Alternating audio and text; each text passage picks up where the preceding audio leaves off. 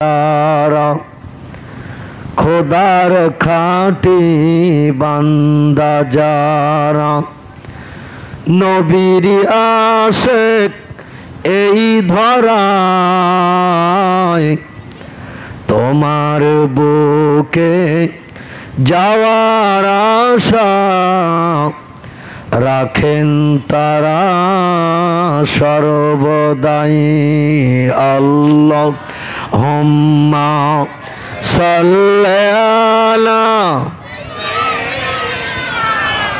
মাওলানা মুহাম্মদ ওয়া আলা আলি সাইয়্যিদিনা মাওলানা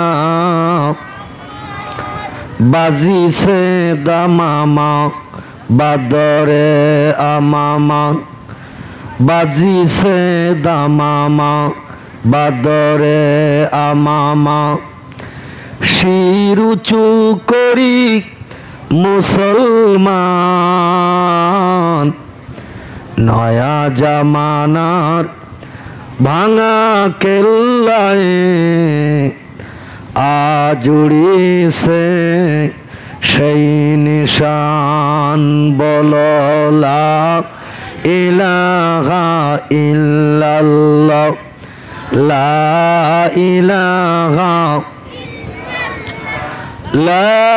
ইলাহা ইল্লাল্লাহ মুহাম্মাদুর রাসূল।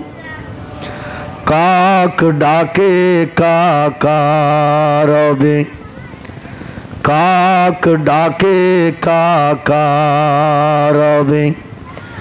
কোকিলের স্বর মধুর লাগে ডাকে সেই নবী দিবসের হাওয়ায় আল্লাহ ছাড়া মাবুদ নাই বলো লা ইলাহা ইল্লাল্লাহ লা ইলাহা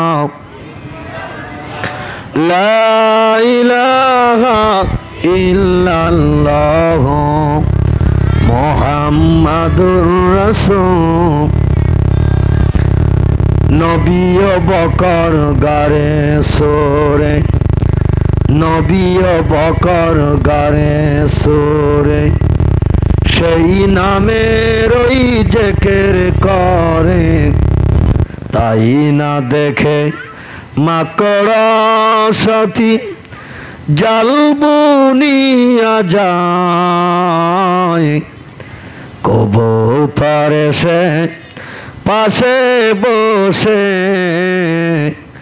শরণ করে তাই বলো লা ইলাহা ইল্লাল্লাহ লা ইলাহা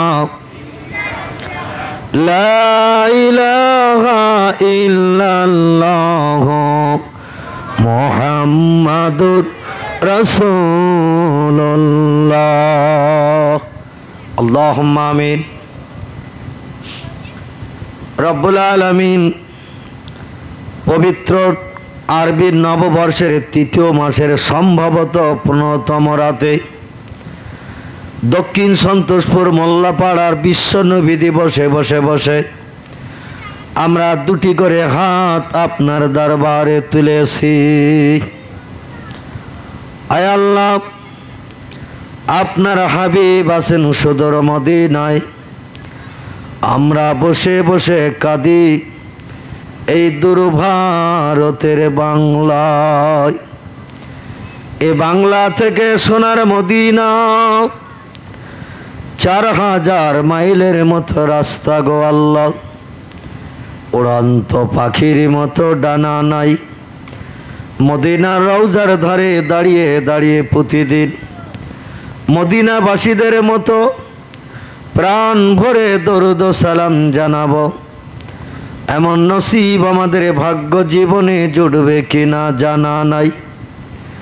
রব্বুল আলামিন তারাই বড় ধন্য, তারাই বড় পুণ্য সেজেছে এবছর দমদম এয়ারপোর্ট থেকে আরব প্লেনে চেপে হজের মৌসুমে যারা নবীর দেশে পৌঁছাতে পেরেছে, হাবিবের রওজাকে সামনে রেখে প্রাণ উজাড় করে দরুদ ও সালাম জানিয়ে আপন আপন গৃহে প্রত্যাবর্তন করছে।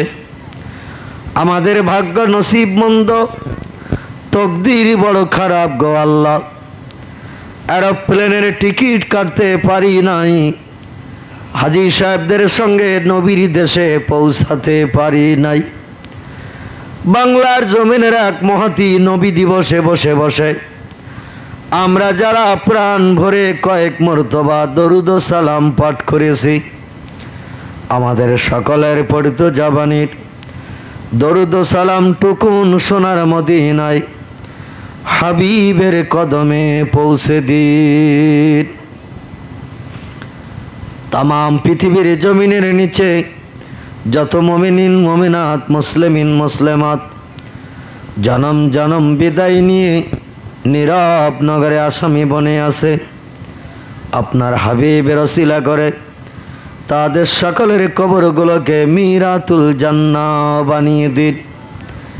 এলাহি, আপনার তামাম প্রেমিক প্রেমিকা মাহবুব মাহবুবা বান্দা বান্দিদের ওসিলা করে এ বানিয়ে জলসা আমার যুবক ভাইয়েরা, চাচাজিরা, মায়েরা, বোনেরা যাহারা অক্লান্ত পরিশ্রম করেছেন, কেহ বা অর্থ দিয়ে, কেহ বা কথা দিয়ে, কেহ বা জায়গা দিয়ে, কেহ বা শ্রম দিয়ে এ কোরআনী মাহফিলের ইন্তেজামে সাহায্য সহযোগিতা করেছেন। কিয়ামতের কঠিন দিন, মুসিবতের সময় এ জলসা কমিটি, গ্রামবাসী, পাড়া প্রতিবাসী সকল ব্যক্তিদের জন্য আপনার হাবিবের শাফাত সকলকে নসিব করবেন আল্লাহ। ইয়া রব करम तो अगर करे ये वस के महफिल क़यामत के दिन, मुसीबत के वक्त हम लोगों को नजत के वसीला बना दे। तक़ब्बल मिन्ना इन्नका अंतस समीउल अलीम व तुब अलैना इन्नका अंतत तव्वाबुर रहीम। फतबारकल्लाहु अहसनुल मुहसिनीन अल्हम्दुलिल्लाहि रब्बिल आलमीन। बहक ला इलाहा इल्लल्लाह मुहम्मदुर रसूलुल्लाह।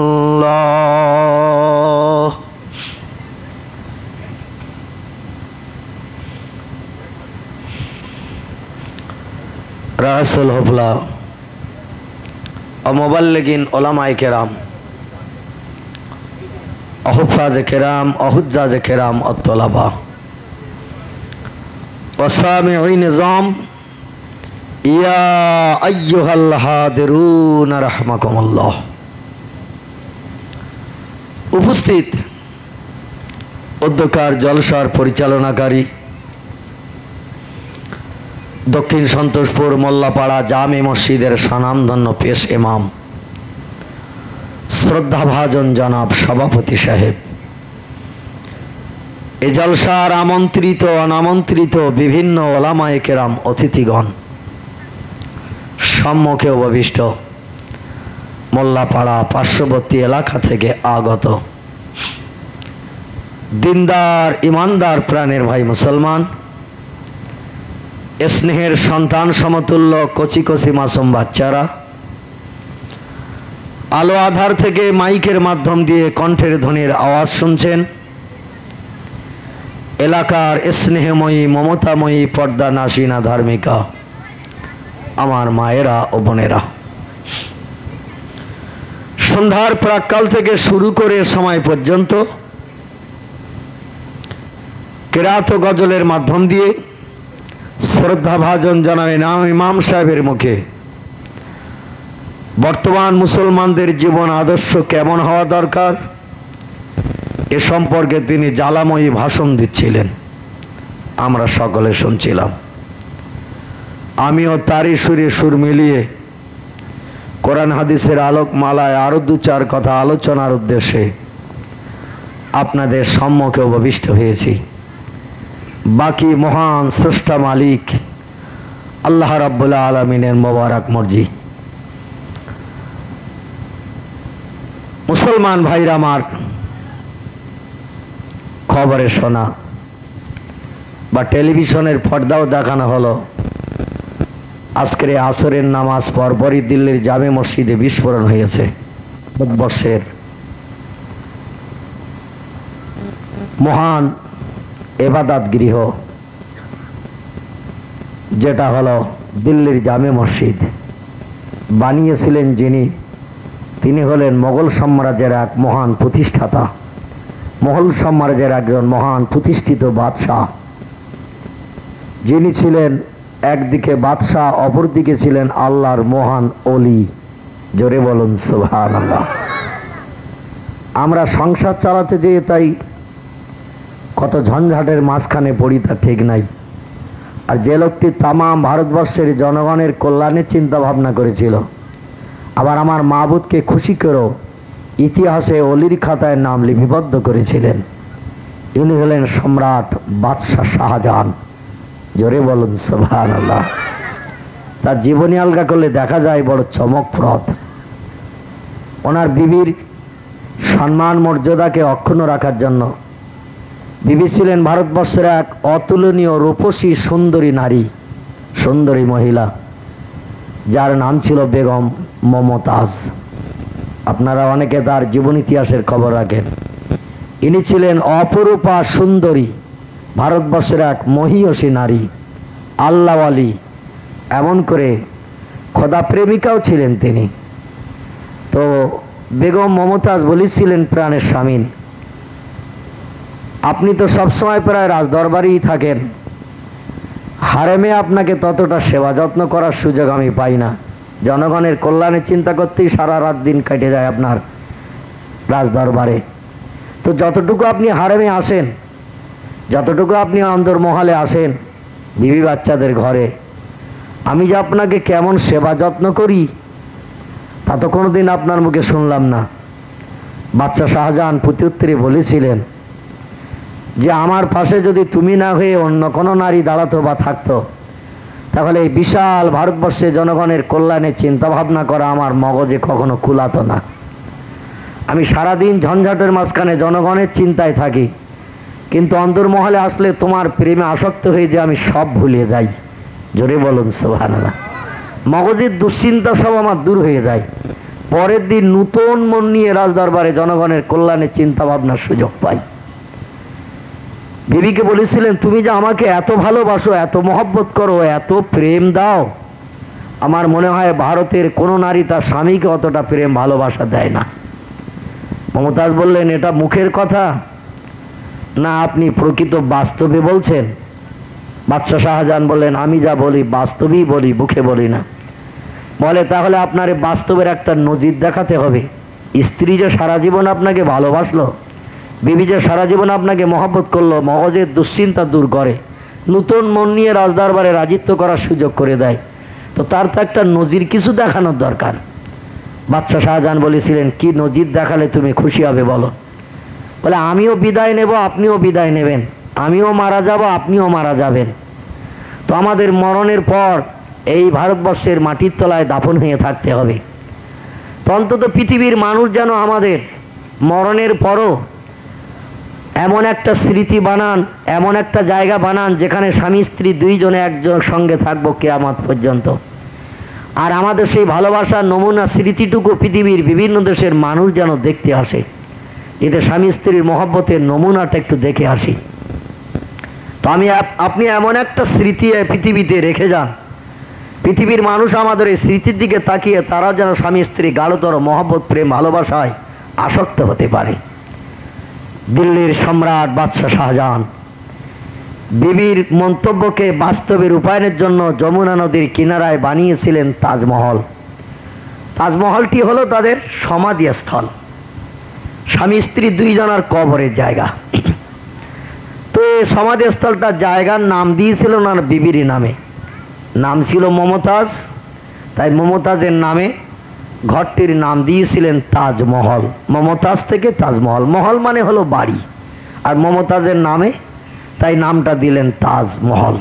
তো যাই হোক, সেই বাড়িটি, সেই ঘরটি এখনো দাঁড়িয়ে আছে ইতিহাসের পৃষ্ঠায়, যেটি পৃথিবীর সপ্তম আশ্চর্যতম জিনিসের ভিতরে একটি জিনিস হয়ে আজও পৃথিবীতে মর্যাদা নিয়ে দাঁড়িয়ে আছে। মুসলমানদের হাতে গড়া স্মৃতি, জোরে বলুন সুবহানাল্লাহ। ব্যাবিলনের ঝুলন বাগান, মিশরের প্রাচীর, এই এমন করে ভাইজান মিশরের আপনার ওই ফেরাউনের পিরামিড, চীনের দেশের প্রাচীর, এভাবে পৃথিবীর 7টা সপ্তম আশ্চর্যতম জিনিস আছে। এই সপ্তম আশ্চর্যতম জিনিসের একটি জিনিস হলো বাদশাহ শাহজাহানের হাতে গড়া স্মৃতি এই তাজমহলটিও। পৃথিবীর বিজ্ঞানীরা বহু চেষ্টা চতুর চালিয়েছে, কিন্তু তাজমহলের মর্যাদা সম্মান আজও পর্যন্ত নষ্ট করে এর থেকে ভালো কিছু বানানোর ক্ষমতা মানুষের নসিবে জোটেনি। জোরে বলুন সুবহানাল্লাহ। তার একটাই মাত্র কারণ হলো আমার আল্লাহর আসমানি করুণা ওই বিল্ডিংটার উপরে বর্ষিত হচ্ছে আজও পর্যন্ত।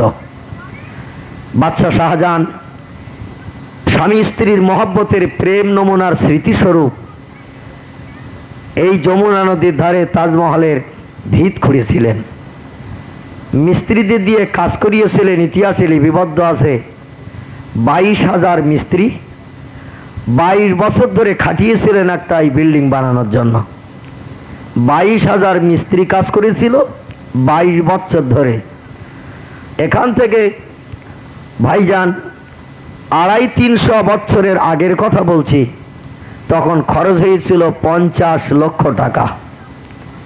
এখনকার যুগের 50 লক্ষ নয়, 250-300 বছর আগের যুগের কথা বলছি, বা তারও বেশি ছাড়া কম নয়। 1700 এমন করে 7 খ্রিস্টাব্দের কথা। তো 17 থেকে 18, 19, 20, 21 চলেছে। 250-300 কেন 400 বছরের উপরে হয়ে গেছে। তো যাই হোক, বাদশাহ শাহজাহান ভিত খুললেন, মাটি খুললেন, খুঁড়ে এবার মিস্ত্রিদের সব জোগাড় করে নিলেন, কাজ শুরু হবে। ঘোষণা দিলেন দিল্লির জমিনে, ওগো আমার এই ভিতের বিবির মহব্বতের নমুনা স্মৃতি, স্বামী স্ত্রী দুইজনে থাকবো কিয়ামত পর্যন্ত যে ঘরে, এর প্রথম পাথরটা যে লোকটি বসিয়ে দেবে, দিয়ে কাজটা স্টার্ট করে দেবে, সে 50,000 টাকা আমার হাতে হাতে পুরস্কার পাবে। আর তার ভবিষ্যতের বিপদে মুসিবতে সাহায্যের দায়িত্ব নেওয়া হবে। যে লোকটি ভিতের প্রথম পাথরটা বসিয়ে দেবে, হাতে হাতে 50,000 টাকা দেয়া হবে। আর তাদের ভবিষ্যৎ জীবনের সুখ দুঃখের চিন্তা ভাবনা বাদশার তরফ থেকে নেওয়া হবে। কে আসো বলো, আমার এই তাজমহলের বিবির নামের স্মৃতিসৌধের প্রথম পাথরটা বসিয়ে এই 22,000 মিস্ত্রি বসে বসে খাচ্ছে, এদের কাজটা একটু স্টার্ট করিয়ে দিয়ে দেবে। সাধারণ মানুষরা বললেন, হুজুর জাহাপানা, দিল্লির সম্রাট বাদশাহ শাহজাহান, আপনি কার হাত দিয়ে বসাবেন সেটা বলুন। এই পুরস্কার তো নেওয়ার ইচ্ছা, তাঁতির আছে, কামারের আছে, সুতোরের আছে, ধোপার আছে, নাপিতের আছে, চাষির আছে, শিল্পীর আছে, বিজ্ঞানীর আছে, মাস্টারের আছে, ডাক্তারের আছে। কে না চায় একটা পাথর নিয়ে বসিয়ে 50,000 টাকা মনোভা নিতে। এখনকার তো 50,000 নয়, তখনকার 50,000 বহু দাম ছিল। বর্তমানে হয় 2-1 কোটির থেকেও দাম বেশি ছিল তখনকার 50,000-এর। তো উনি বললেন, অমুক দিন তোমরা আসবে, সেদিন যার চেহারা ব্যবহার আমার পছন্দ হবে আমি তাকে দিয়ে ভিতটা বসিয়ে নেব, পাথরটা প্রথম বসিয়ে নেব। তবে আজকের বলবো না কাঁধ দিয়ে বসাবো, তোমরা পুরস্কারের জন্য সকলে হাজির হবে। চতুর্দিক থেকে মানুষেরা দলে দলে বাদশাহ শাহজাহানের ওই যমুনা নদীর কিনারা তাজমহলের ধারে এসে হাজির। ভিত খোঁড়া আছে, পাথরও রেডি করা আছে, মিস্ত্রিও দাঁড়িয়ে আছে। মাঝে মধ্যে বিল্ডিং বানানোর জন্য, মসজিদ তৈরির জন্য পীর সাহেবদের ডাকা হয়, মোল্লা মৌলবি ডাকা হয়। একটা ইট বসিয়ে নিয়ে কাজ মিস্ত্রি দিদি শুরু করা হয়, ছাদ ঢালাই করা হয়, মোল্লা মৌলবি দিদি এক কুর্নিক ভাইজান মশলা লাগিয়ে দিয়ে তারপরে এবার কড়াই করে করে মশলা ঢালা হয়, তাই তো নাকি? বাদশাহ শাহজাহান দেখলেন লক্ষ লক্ষ মানুষ এসে হাজির হয়ে গেছে পুরস্কারের লোভে। তাঁতি এসেছে, কামার এসেছে, কুমোর এসেছে, সুতোর এসেছে, ধোপা এসেছে, নাপিত এসেছে, ডাক্তার এসেছে, কবিরাজ এসেছে, উকিল এসেছে, মাস্টার এসেছে, শিল্পী এসেছে, বিজ্ঞানীরাও এসেছে। বিভিন্ন কেসেবের মানুষ সব এসে হাজির। কার নসিবি জুটবে 50,000-এর পুরস্কার, সেই তো সৌভাগ্যবান হবে। বাদশাহ শাহজাহান স্টেজে দাঁড়িয়ে বললেন, ওগো, আমার এই বিবির নামের তাজমহলের ভিতরে প্রথম পাথরটি আমি তারে হাত দিয়ে বসিয়ে কাজ স্টার্ট করব। যে লোকটির সারাটি জীবনের ভিতরে একটানা 40 ওয়াক্ত ফজরের নামাজ কাজা নাই, যে লোকটির জীবনে একটানা 40 বছর ফজরের নামাজ কাজা নাই, ওই লোকটার হাত দিয়ে আমি প্রথম পাথরটা বসিয়ে 22,000 মিস্ত্রির কাজ স্টার্ট করব। এদের আর বসিয়ে খাওয়াবো না, কারণ আমার অনেক টাকার লস হয়ে যাচ্ছে। কে আসো, একটু তাড়াতাড়ি এসে আমার পাথরটা বসিয়ে দিয়ে যাও। কালো কি সাদা, গরিব কি ধনীও আমার দেখার দরকার নাই।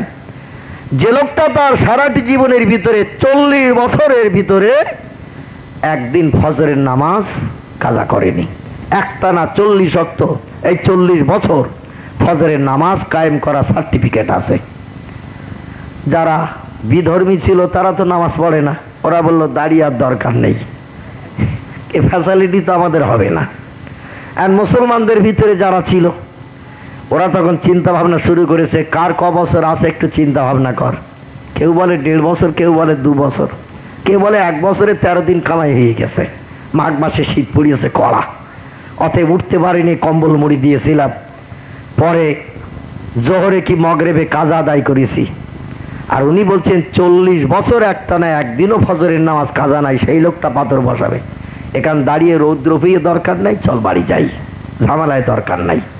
কেউ আর দাঁড়ায় না, মোল্লা মৌলবি পর্যন্ত সব পলাটাং দিচ্ছে, কারণ এ তো বড় সার্টিফিকেটের ব্যাপার। দেখতে দেখতে ময়দান খালি হয়ে যায়। এ যেন দিল্লি জামে মসজিদের সেই বোমা বিস্ফোরণের মতো অবস্থা। আমাকেও ভাই হাজি সাহেব ডেকে বলছিলেন একটু দেখেন। দেখছিলাম মানুষ সব দৌড়োদৌড়ি ছুটি করে প্রধান ফটক পূর্ব দিকগার গেট দিয়ে সব হু করে বেরিয়ে আসতেছে। মানে মরণ তো কেউ চায় না, রক্তের কুণ্ডুলি পড়ে রয়েছে, তাও দেখা যাচ্ছিল টেলিভিশনের পর্দায়। আমি ভাই হাজি সাহেবদের বাড়িতে আমাকে ডেকেছিলেন, তো আমি একটু দেখছিলাম মিনিট 2-3 দাঁড়িয়ে। তো যাই হোক, টর্চ লাইটও পড়ে রয়েছে দেখলাম, বিকালবেলাও কাছে লাইট, মানে বেরিয়ে এসেছে, রাত্রি কখন যাবে ঘরে তার ঠিক নাই। তো লাইটও পড়ে রয়েছে, রক্তও পড়ে রয়েছে, আরও কত কিছু। জুতো তো ওর আর কোনো দরকার নাই, চাচা আপন পরাণ বাঁচা, জীবন নিয়ে সব দৌড়োদৌড়ি ছুটোছুটি। দিল্লি জামে মসজিদে আসরের নামাজের পরপরই আজকের ঘটেছে যে ঘটনা। তো মানুষ দৌড়াচ্ছে সব চতুর্দিকে, আর দরকার নেই এখানে দাঁড়িয়ে থেকে কাজ নাই। বাদশাহ শাহজাহান দেখছেন সব তো চলে যাচ্ছে, আরে এত মিস্ত্রি জোগাড় করেছি, বসিয়ে বসিয়ে খাওয়াচ্ছি, এত পাথর জোগাড় করলাম, ভিত গাড়বো, বিল্ডিং তৈরি করব, আরে সব যদি চলে যায় তো কাজ বন্ধ থাকবে নাকি? উনি বললেন, দাঁড়াও, জনগণেরা দাঁড়াও। সবাই বললো, তাহলে বোধহয় ভাব ভালো, 40 বছর বলেছিল বোধহয় এবার একটু কম কম করে বলবে, যাতে অন্তত আমাদের নসিবে কারো জোটে টোটে 2 জন 5 জন 10 জন ধরিয়ে নাই বসিয়ে দেবো পাথরটা, সুযোগ সুবিধে হয় সবার একসঙ্গে হোক, 5 জন মিলে ভাগ করে নেব, দেখি কি বলে। উনি সেদিন বলেছিলেন, শোনো, তোমাদের কারোবার সংসারে 5 জন, কারোবার 7 জন, কারোবার 9, কারোবার 13, তার বেশি তো ইউনিট সংসারে নাই। কারোবার সংসারে 5 জন, কারোবার 7 জন, 9 জন বা 13 জন, বাপ মা বিবি বাচ্চা সন্তানাদি মিলে 9 জন 13 জন 11 জন এক এক সংসারে। যারা সংসার চালায় তাদের সংসারের চিন্তায় মগজে থাকে, অন্যের চিন্তা কারো মগজে নাই, আরও রাখারও দরকার নাই, যা সেই নিজের সংসারের চিন্তা করো। আর আমি দিল্লির সম্রাট বাদশাহ শাহজাহান, তাম ভারতবর্ষের জনগণের চিন্তা আমার মাথায়। এক একটা ফ্যামিলির কর্তা যারা তাদের নিজেদের সংসারের চিন্তা করে, সে দেশে জনগণেরা দিল্লির পার্লামেন্টে সকল জনগণের চিন্তা আমার মগজে দিয়ে আমি সারা দেশের জনগণের চিন্তা ভাবনা করি। আর আমি বাদশাহ শাহজাহান আজ তোমাদের দেখে বড় চিন্তা করি। 5 জন 7 জন 9 জন 11 জন তোমাদের সংসারে আছে, তাই তোমরা বুড়ো হয়ে গেছো, অনেকে বৃদ্ধ হয়ে গেছো, 60 70 80 কোটার বয়স, বছরের ভিতরে একদিনও ফজরের নামাজ কাজা করি নাই। এত লোকের চিন্তা সব আমার মাথায়, তবু আমি আমার আল্লাহকে খুশি করতে দ্বিধাবোধ করি নাই। আমি 40 বছর একটানা ফজরের নামাজ আমার জীবনে কায়েম করেছি। ইচ্ছাকৃত একদিন আমি কাজা করি নাই, তোমরা যদি অনুমতি দাও পাথরটা আমি বসিয়ে দিয়ে কাজটা শুরু করে দেব। সাধারণ জনগণ থ হয়ে গেল, বলে বাদশার দ্বারা এরকম আমল, এ তো এক আশ্চর্যান্বিত ব্যাপার। আর উনি যে তত্ত্বটি দিলেন কথাটাও তো বাস্তব। আমরা 9 জন 11 জন 13 জনের সংসার নিয়ে চিন্তা করতে যেয়ে তাই কত নামাজ কাজা হয়, আর সারা দেশের জনগণের চিন্তা যার মাথায়, এই লোকটি এত চিন্তা করো খোদার ইবাদত থেকে দূরে সরে নাই। জনগণ সেদিন বললেন, হুজুর জাহাপানা, এ আমল যদি আপনার থাকে আপনি পাথর বসান, আমরা আজ দেখে যাই। জোরে বলুন সুবহানাল্লাহ। পাথর বসিয়ে দিলেন, মিস্ত্রিরা কাজ শুরু করলো। দেখতে দেখতে নকশা কারুকার্য খচিত এই মহান শ্বেত পাথরের বিল্ডিং বানাতে সময় লেগে গেল 22 বছর। 22,000 মিস্ত্রি টুকটাক খুটখাট কাজ চালিয়েছে। আর 22 বছর লাগলো তাজমহল তৈরি করতে। স্মৃতিসৌধ তৈরি হয়ে গেল। বাদশাহ শাহজাহানের বিবি বেগম মমতাজ এবং বাদশাহ শাহজাহানকে ওই তাজমহলের ভিতরে কবরস্থ করা হয়েছিল। জোরে বলুন সুবহানাল্লাহ। আজও 2 জন ঘুমিয়ে আছে সেখানে। তো যাই হোক, তাজমহল যখন হয়ে গেল, দিল্লির লাল কেল্লায় বসে বসে তিনি তখন রাজিত্ব পরিচালনা করছেন বাদশাহ শাহজাহান। দিল্লির লাল কেল্লার রাজমসনদে আপনারা অনেকে থেকে থাকবেন, যেখানে বাদশাহ রাজিত্ব পরিচালনা করা রাজমসনদ বানিয়েছিলেন। মতি মসজিদ আছে যে লাল কেল্লার ভিতরে, এবং ভাইজান তার বিবি বাচ্চাদের নিয়ে সুখ সম্ভোগের জন্য ওই মতি মসজিদের পাশে বিশাল শ্বেত পাথরের বিল্ডিংও বানানো আছে। উনি রাজ দরবারে লাল কেল্লায় বসে বিচার আচার করছেন। এক ফকির বেটা একদিন এক হাতে লাঠি নিয়ে, কাঁধে একটা থলি নিয়ে, মাথায় তার টুপি, লাল কেল্লা রাজ দরবারে সে হাজির হয়েছে। এসে সালাম দিলেন বাদশাহ শাহজাহানকে। বাদশাহ শাহজাহান সালামের প্রত্যুত্তর দিলেন। উনি বলছেন, জাহাপানা, কিছু যদি বেয়াদবি মনে না করেন, দিল্লির মহেশ্বর বাদশাহ আপনি, আপনার কাছে দুটো কথা বলতে এসেছি। বাদশাহ শাহজাহান বলে, নাম ইয়াখি মা সালাকা ইয়াখি, এ ভাই কি প্রশ্ন তোমার, কি জিজ্ঞাসা একটু বলো না শুনি। বলে, আপনার প্রেমিকা সুন্দরী স্ত্রী মমতাজের মর্যাদা সম্মান রক্ষার্থে 22,000 মিস্ত্রি খাটিয়ে স্পেশাল শ্বেত পাথর দিয়ে আপনি বিবির নামে এক মহান স্মৃতিসৌধ বানিয়েছেন যমুনা নদীর কিনারায়। মরণের পর ঘুমাবেন, নদীর হাওয়া খাবেন, স্বামী স্ত্রী ঘুমিয়ে থাকবেন, বর্ষার পানির হাত থেকে বাঁচবেন, সূর্যের রৌদ্র থেকে নিষ্কৃতি পাবেন, কবরের ভিতরে ঠান্ডায় থাকবেন।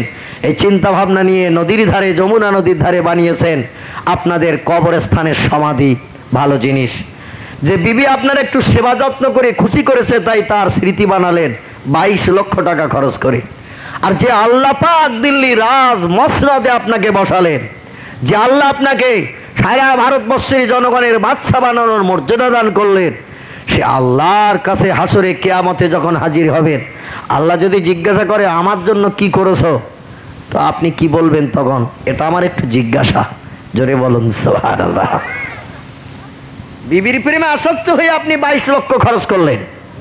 আর যে আল্লাহ আপনাকে দিল্লি রাজমসনদে বসালেন, রাজিত্ব চালানোর পরিকল্পনা করালেন, ইজ্জত সম্মান মর্যাদা দিলেন, আল্লাহ যদি হাসরে জিজ্ঞাসা করে, এই আমি তো তোরে রাজমসনদে বসিয়েছি, এমন করে দাঁড়া সুজাকে রাজমসনদে না বসিয়ে তোকে বসিয়েছি আমি, আর তুই আমাকে কি দিয়ে খুশি করেছিস? সেদিন হাসরে কিয়ামতে কোটি কোটি মানুষের সামনে আপনি কি বলবেন একটু বলুন।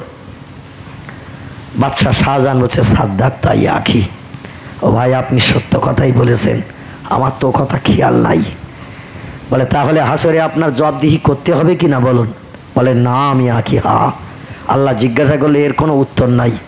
তবে আপনি যখন আমার ব্রেন মগজ খুলে দিয়েছেন, আপনার কাছে আমার একটা বক্তব্য। বলে, কি? বলে, খোদাকে খুশি করতে গেলে পৃথিবীতে কি করতে হবে একটু বলুন, শুনতে চাই। বাদশাহ শাহজাহান বললেন, আল্লাহকে খুশি করতে গেলে পৃথিবীতে কি করলে আল্লাহ খুশি হবেন, হাসরে আর প্রশ্ন করবেন না, একটু বলুন, শুনতে চাই। সেদিন ফকির বললেন, মান বানা লিল্লাহি মসজিদান বানাল্লাহু লাহু বাইতান ফিল জান্নাহ। রে দিল্লির সম্রাট, দিল্লির মহেশ্বর বাদশাহ শাহজাহান, আল্লাহর নবী সাল্লাল্লাহু আলাইহি সাল্লাম জানিয়েছেন, মান বানা লিল্লাহি মসজিদান, যে লোকটি আল্লাহর সন্তুষ্টির জন্য পৃথিবীতে একটা মসজিদ স্থাপন করেছে, বানাল্লাহু লাহু বাইতান ফিল জান্নাহ, দুনিয়ায় হাতে গড়া ওই স্মৃতিসৌধ তাজমহলের তলায় থাকলে তো হবে না। হাসরের ময়দানে কিয়ামতে একদিন হাজির হতে হবে, হিসাবের সম্মুখীন হতে হবে। কোটি কোটি বছরের জান্নাত জাহান্নাম আল্লাহ বানিয়ে রেখেছেন। কেউ বা জান্নাতি হবে, কেউ বা জাহান্নামে হবে। তবে বেহেশতের ভিতরে যারা সৌভাগ্যবান বনতে চায়, আল্লাহর নবী সাল্লাল্লাহু আলাইহি ওয়াসাল্লাম জানিয়েছেন, বানাল্লাহু লাহু বাইতান ফিল জান্নাহ, যে লোকটি পৃথিবীতে খোদাকে সন্তুষ্ট করার জন্য, আল্লাহকে খুশি করার জন্য একটা মসজিদ স্থাপন করেছে, মসজিদের উন্নতির জন্য অর্থ খরচ করেছে, মসজিদ সংস্কারের জন্য টাকা পয়সা দান করে দিয়ে মসজিদের সৌন্দর্য শ্রীবৃদ্ধি করেছে, আমার আল্লাহ পাক বেহেশতের ভিতরে ওই লোকটির জন্য স্পেশাল ঘর একটা বানিয়ে রাখবেন, যে ঘর অন্য কোনো ব্যক্তির নসিবে জুটবে না। জোরে বলুন সুবহানাল্লাহ। বেহেশতের ভিতরে সব থেকে দামি সৌন্দর্যমণ্ডিত ঘর যেটি, সেটা হলো মসজিদ তৈরিকারীর জন্য আল্লাহ বানিয়ে রেখেছে। জোরে বলুন সুবহানাল্লাহ। আপনি আল্লাহর সন্তুষ্টির জন্য একটা মসজিদ যদি বানিয়ে দেন, তাহলে অন্তত কিয়ামতে খোদার কাছে আপনার ওই কৈফিয়তটা দিতে হবে না। কারণ আল্লাহ রাসূল জানিয়েছেন, খয়রুল বেকায়ে মাসাজিদুহা ওয়া শাররুল বেকায়ে আসাকুহা। 22 লক্ষ টাকা খরচ করে 22,000 মিস্ত্রি খাটিয়ে 22 বছর ধরে কাজ করিয়ে যে স্মৃতি বানিয়েছেন, ওর থেকে দামি ঘরের নাম হলো মসজিদ। জোরে বলুন সুবহানাল্লাহ। আল্লাহ নবী জানিয়েছেন, খয়রুল বেকায়ে মাসাজিদুহা, পৃথিবীতে যদি সব থেকে কোনো ভালো জায়গা থাকে, ওই জায়গাটির নাম হলো মসজিদ। দুনিয়ায় যদি কোনো নিকৃষ্ট খারাপ জায়গা থাকে, সেই জায়গাটির নাম হলো বাজার। বাজার হলো পৃথিবীতে সব থেকে নিকৃষ্ট খারাপ জায়গা, যেখানে বিভিন্ন কিসমের মানুষের আনাগোনা হয়, যেখানে কেনাবেচা হয়, ঠেলাঠেলি গুতোগুতি হয়, গালিগালাজ হয়, ঝগড়াঝাঁটি হয়, হই হুল্লোড় হয়। এই জায়গাটা হলো পৃথিবীতে সব থেকে নিকৃষ্ট। আর যেখানে গালিগালাজ হয় না, ঠেলাঠেলি হয় না, হই হুল্লোড় হয় না, চুরিদারি হয় না, মারামারি হয় না, ওখানে হয় কেবল খোদার ইবাদতের গুণকীর্তন। জোরে বলুন সুবহানাল্লাহ। ওই জায়গাটা হলো পৃথিবীতে সব থেকে উৎকৃষ্ট জায়গা। তো মসজিদ যদি একটা বানিয়ে দেন, তাহলে আল্লাহর দরবারে আপনি সম্মানীয় হবেন। বাদশাহ শাহজাহান বললেন, আর দেরি নয়, আমাকে এখনই মসজিদ বানাতে হবে। বাবর বানালেন বাবরি মসজিদ। দিল্লি থেকে গাড়িতে 20 মিনিটের মতো রাস্তা। বাদশাহ শাহজাহান বললেন, আমি অযোধ্যার জমিনের বাবরি মসজিদ আমার পিতৃপুরুষ বানিয়েছে। চতুর্দিকে মুসলিম পল্লী গ্রাম, তারই মাঝখানে বানালেন বাবরি মসজিদ, তারই নামে নামকরণ করে। আমি বানাবো দিল্লির লালকেল্লার পাশেই মসজিদ, যে মসজিদে যে আমি প্রতিদিন প্রতিনিয়ত নামাজ আদায় করতে পারি। দিল্লির লালকেল্লার ভিতরে যে মসজিদটি আছে, এটাও বাদশাহ শাহজাহানের হাতে গড়া মসজিদ, যে মসজিদটিকে মসজিদ মসজিদ বলা হয়। এই মসজিদ তিনি পূর্বে বানিয়েছিলেন, কিন্তু যেদিন ফকির বেটার কথা শুনে মসজিদ বানানোর পরিকল্পনা নিলেন, এই ফকির বেটা ছিলেন হযরতে বু আলী কালান্দার রহমাতুল্লাহ আলাইহি, যিনি পানিপথের জমিনে ঘুমিয়ে রয়েছেন। জোরে বলুন সুবহানাল্লাহ। তার মজার হয়তো আপনারা অনেকে জিয়ারত করার সৌভাগ্য নসিব অর্জন করেছেন, যার নাম হযরতে বু আলী কালান্দার রহমাতুল্লাহ আলাইহি। পানিপথে কবরস্থ হয়ে আছেন তিনি।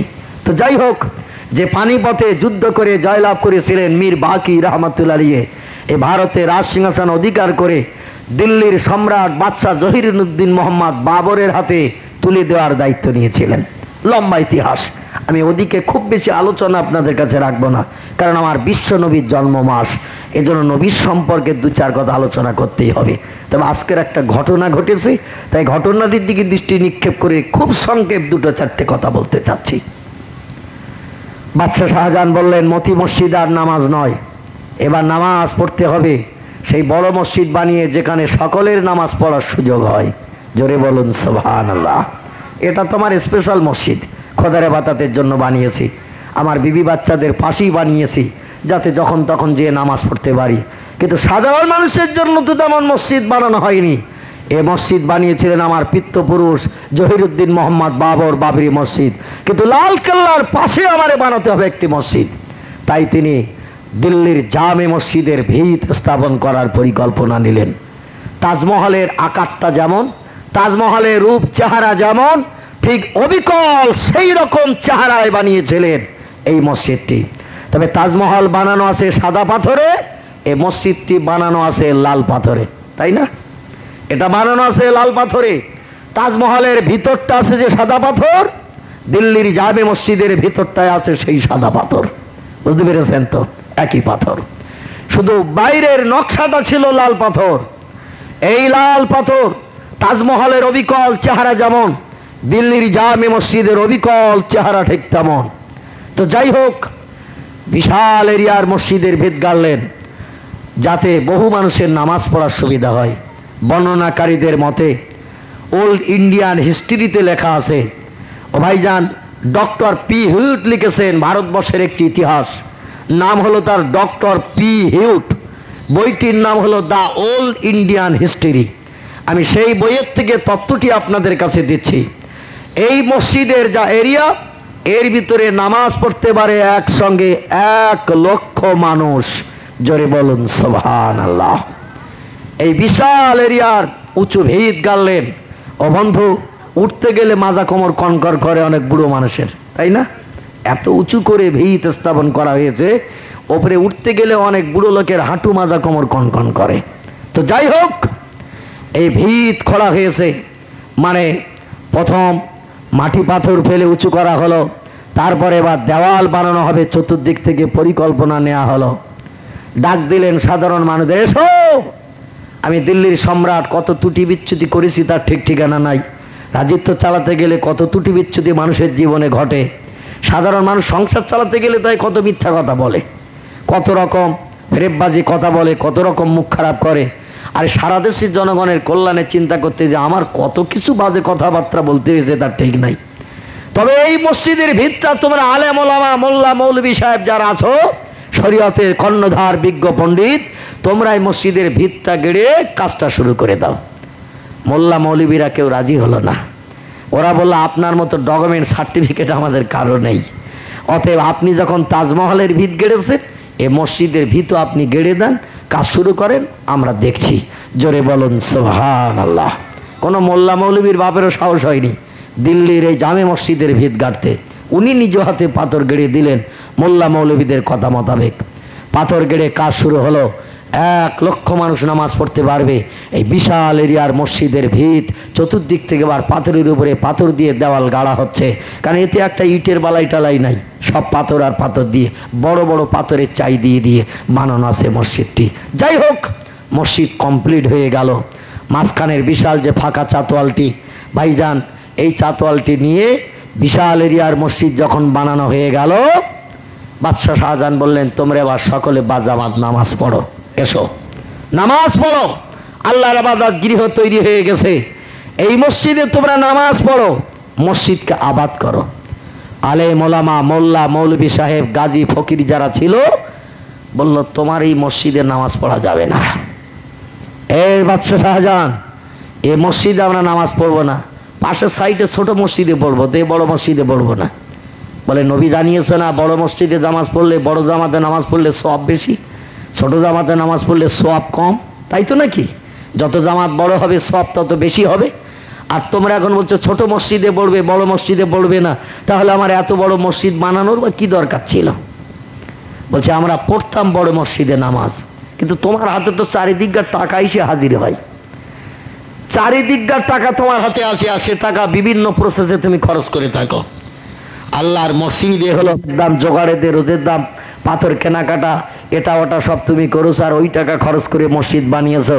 ও মসজিদে নামাজ পড়লে কপালে কালো দাগ পড়বে, হাঁটুতে কর পড়বে, আমাদের নামাজ কারো কবুল হবে না। কারণ শরীয়তের ফতোয়ার কিতাব এসেছে, কোন মসজিদে যদি একটা বেহালালি পয়সা খরচ করা হয়, সুদখোরের টাকা, ঘুষখোরের টাকা, ব্যভিচারকারীর টাকা, এমন করে ভাইজান গরিব এতিমের হক আত্মসাৎ করা লোকের টাকা, এরকম লোকের টাকা যদি মসজিদে খরচ করা হয় আর বাকি টাকাগুলো সব ভালো, একটা টাকা খারাপ, শরীয়তের ফতোয়ার কিতাব এসেছে সব টাকাগুলো বেকার হয়ে যাবে, ও মসজিদে কারো নামাজ কবুল হবে না। বুঝতে পেরেছেন তো? এটা হলো ফতোয়ার কিতাব। কিতাবটির নাম হলো হেদায়া।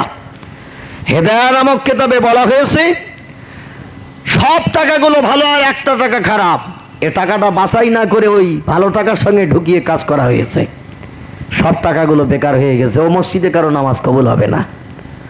আলেম ওলামা মুফতি কারি হাফেজরা বলল বাদশাহ শাহজাহান আপনি তো পয়সা করে যাচাই করে নিয়ে খরচ করেননি, কত দিককার পয়সা করে আপনার হাতে আসে, আর সেই সমস্ত টাকা নিয়ে আপনি মসজিদের কাজে লাগিয়েছেন।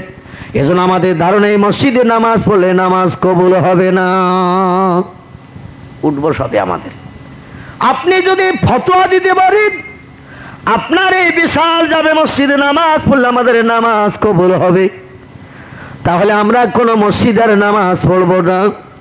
এই মসজিদ আমরা প্রতিদিন 5 ওয়াক্ত জামাতে নামাজ পড়বো। বাদশা শাহজাহান বলে তো কারো বাপের ক্ষমতা নাই এই সার্টিফিকেট দেওয়া যে আমার হাতে গলা মসজিদে নামাজ পড়লে নামাজ কবুল হবে, অন্য মসজিদে পড়লে নামাজ কবুল হবে না। এটা দুনিয়ার কোনো মানুষ বলতে পারবে না। পারবে কেউ? এ সার্টিফিকেট দেওয়ার ক্ষমতা কারো নাই। আল্লাহ কবুল করবে না করবে সেটা তো খোদারই ব্যাপার। এজন্য আমি কি করে বলবো? বলে আপনি যদি সার্টিফিকেট দিতে না পারেন, আপনার সব টাকাগুলো মসজিদে খরচ করেছেন ভালো, এ সার্টিফিকেট যদি না দিতে পারেন আমরা আপনার মসজিদে নামাজ পড়বো না।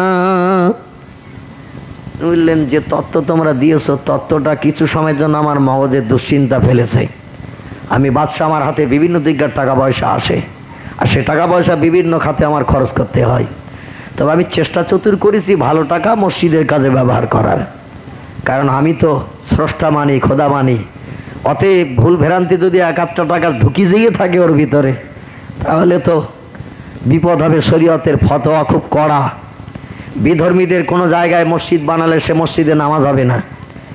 ও বন্ধু, এমন করে কোনো মসজিদ যদি বিধর্মীরা টাকা দেয় খরচ করার জন্য, আর মুসলমানদের টাকার সঙ্গে ভিন ধর্মাবলম্বীদের টাকা যদি খরচ করা হয়, সেই মসজিদেও নামাজ কবুল হবে না। বুঝতে পেরেছেন তো? ও টাকাটা মসজিদে লাগানো যাবে না, অন্য কাজে লাগানো যাবে। কারণ তারা মদকে হালাল জানে, সুদকে হালাল জানে, এমন করে সিনেমা যাত্রা, থিয়েটার হালাল জানে। আরে হালাল জানা লোকের টাকাটাও হারাম, আর ওই হারাম টাকা আপনার মুসলমানের টাকার সঙ্গে খরচ যদি হয়, ওটাও সব হারাম হয়ে যাবে। বুঝতে পেরেছেন তো? ওয়াহাল্লালা হালালাহু ওয়া হাররামা হারামাহু। আল্লাহর কোরআন বলছে যে হালালকে হালাল জানে, হারামকে হারাম জানে। এই লোকটি প্রকৃত মুসলমান হিসেবে দায়িত্ব পালনের চিন্তা ভাবনা করে। আর যে হালালকে হালাল জানে না, হারামকে হারাম জানে না, হারামকে হালাল জানে, হালালকে হারাম মনে করে, ওই লোকটির কোনো অর্থ ইসলামের ভালো কাজে ব্যবহার করা যাবে না। জোরে বলুন সুবহানাল্লাহ। বাদশা বললেন আমি এক্ষুনি ফতোয়া দিতে পারবো না, সময় দিতে হবে আমাকে। উনি দিল্লির লালকেল্লার ঘরের ভিতরে তাহাজ্জুদের নামাজ পড়ে আল্লাহর দরবারে কেঁদে কেঁদে চোখের পানিতে বুক ভাসান।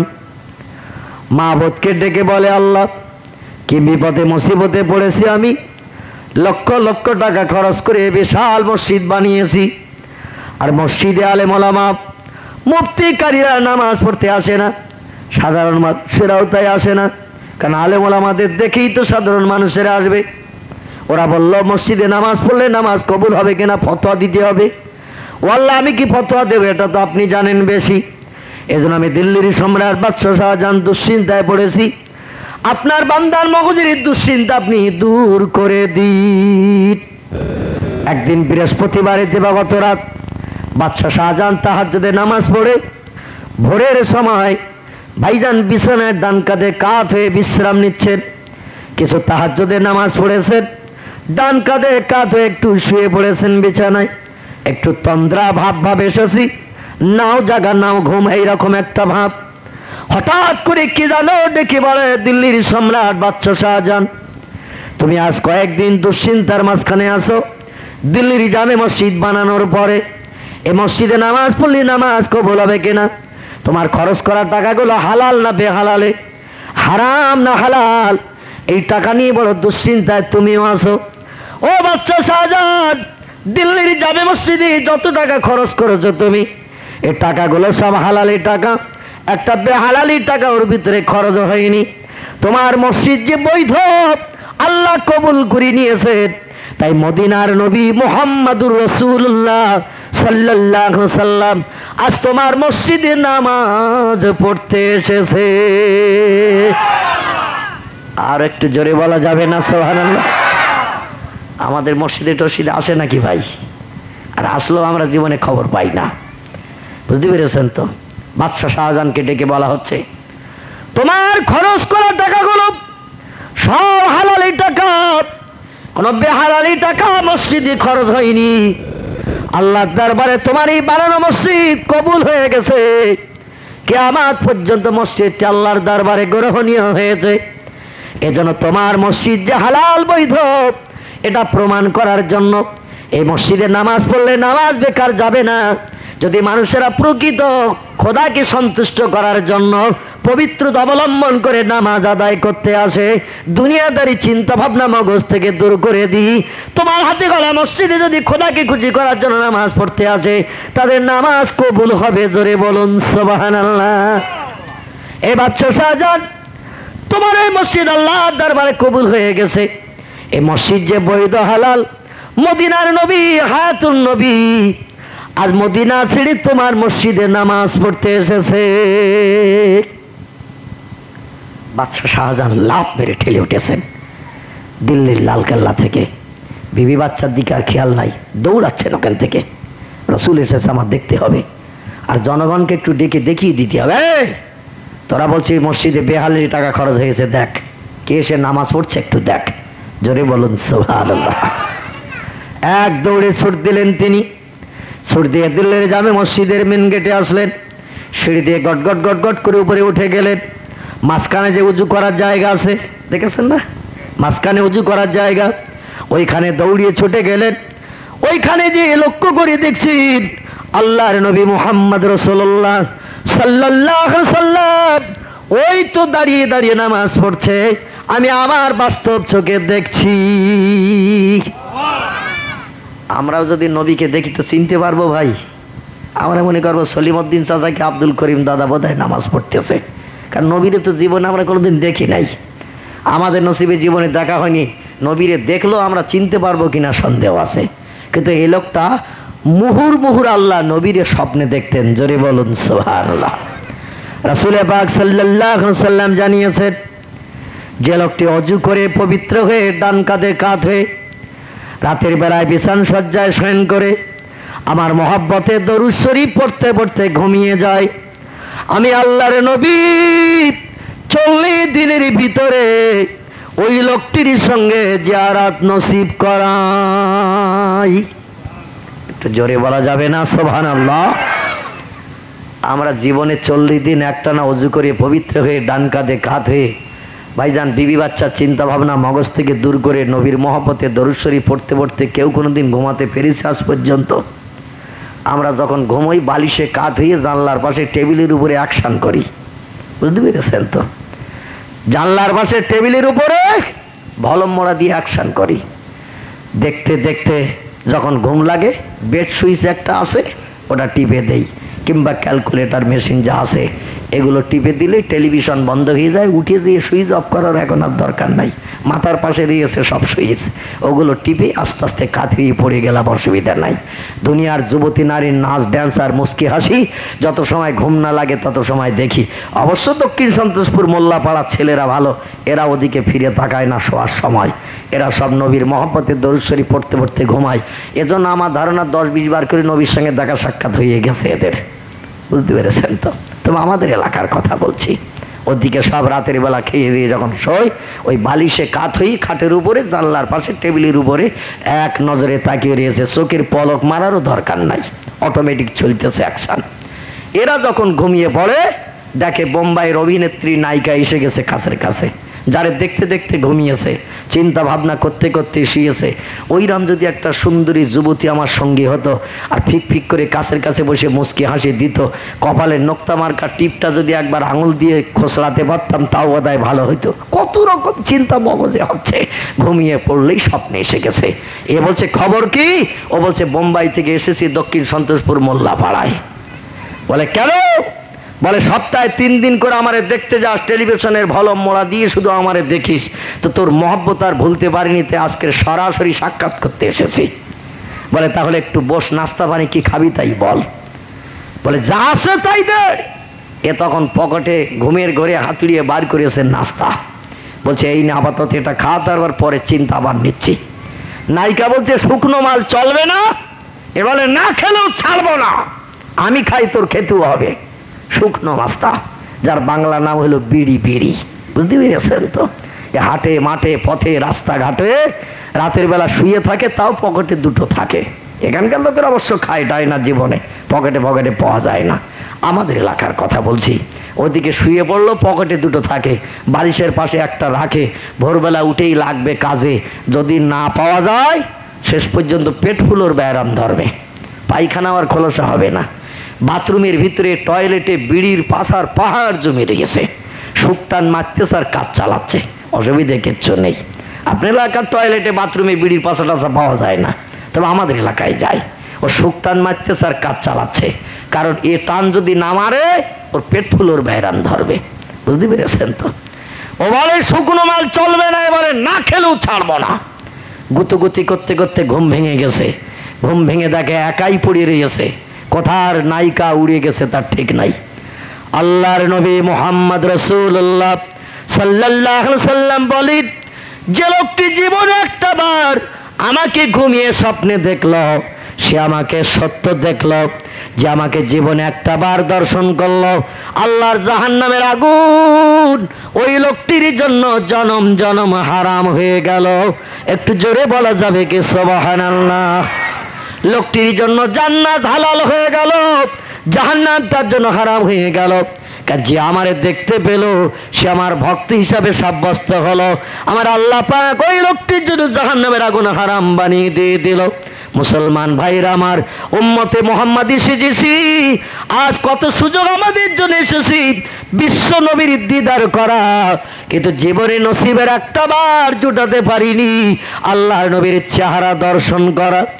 দিল্লির জামে মসজিদের প্রধান প্রতিষ্ঠাতা যিনি, নাম তার বাদশাহ শাহজাহান, আল্লাহ নবীকে মাঝে মাঝে স্বপ্নে দেখতেন, আর আজকের বাস্তব চেহারাটা দেখছেন তিনি আল্লাহ নবী রুহানি হালাতে এসে জামে মসজিদে দাঁড়িয়ে দাঁড়িয়ে নামাজ পড়ছে।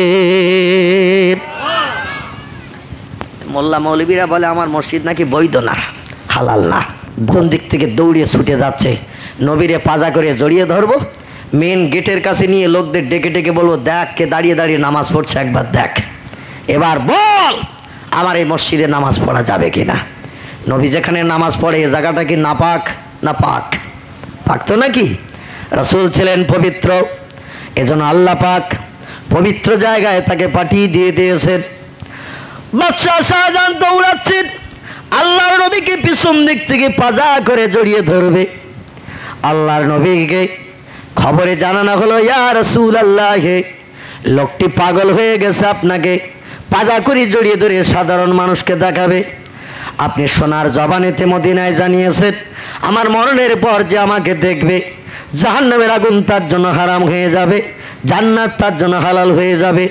আজকের বাদশাহ শাহজাহান এমন পরিকল্পনা নিয়েছে, হাজার হাজার মানুষকে আপনাকে না দেখে ছাড়বে না, কিন্তু এই সকালবেলা এমন কিছু মানুষ যারা সুদ খায়, মদ খায়, ঘুষ খায়, নারীর ইজ্জত লুণ্ঠন করে, পরে মেলা আত্মসাৎ করে, তারাও আজকের আপনার চারিদিকে জাহান্নাম হারাম বানাবে।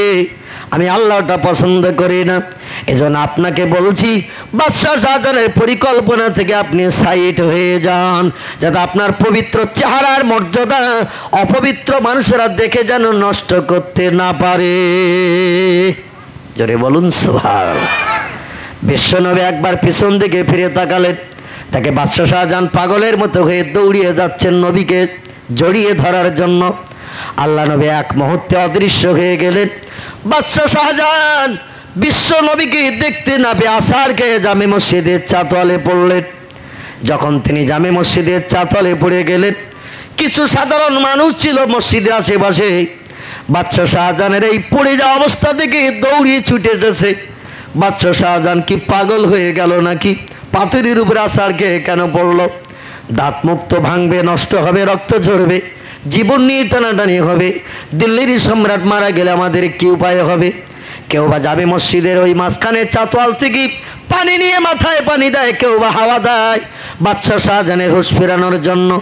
কিছু সময় বেহুশ অবস্থায় ছিলেন তিনি, হুঁশ ফিরানো হয়েছে এবার তাকে মাথায় পানি দিয়ে পাকার হাওয়া দিই। বাদশাহ শাহজাহান যখন হুঁশ ফিরে উঠলেন, সাধারণ মানুষেরা ডেকে বলে, হুজুর জাহাপনা, আপনি তামাম ভারতবর্ষের জনগণের নেতা, আপনার ব্রেন মগজ সকলের থেকে সূক্ষ্ম, আর আপনি এই শক্ত পাথরের উপরে কেন আছাড় খেয়ে পড়লেন? আমরা তো ব্যাপারটাকে যে বুঝলাম না। বাদশাহ শাহজাহান বলে, ওগো তোমরা কি একটু দেখো নাই আমি কি জন্য আসারকেই বলেছি? বলে, আমরা তো কিছুই বুঝতে পারিনি। সকলের চোখ তো সমান নয় ভাই, সবার চোখ তো সব জিনিস দেখতে পায় না। আল্লাহর নবী সাল্লাল্লাহু আলাইহি সাল্লাম বলেন, অন্তরের চোখ যারা আলগা করতে পেরেছে এরা এক জায়গায় বসে তামাম দুনিয়ার দৃশ্যগুলো টেলিভিশনের পর্দার মতো দেখার সুযোগ পেয়েছে।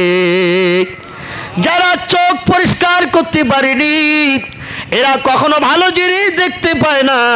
যারা চোখকে পরিষ্কার করে নিতে পেরেছে, আল্লাহর ইশকের আগুনে যারা চোখগুলোকে পুড়িয়ে পুড়িয়ে, আল্লাহর ইশকের আগুনে এমন করে চোখগুলো পুড়িয়ে পুড়িয়ে যারা পবিত্র করেছে, কেঁদে কেঁদে কেঁদে কেঁদে চোখের পানি ঝরিয়ে যারা চোখের নাপাকি ময়লাগুলো ঝরাতে পেরেছে, এরা এই ছোট্ট চোখই তামাম দুনিয়া টেলিভিশনের পর্দার মতো দেখতে পায়। জোরে বলুন সুবহানাল্লাহ। মুসলমান ভাইরা আমার, ইতিহাসের বিস্তার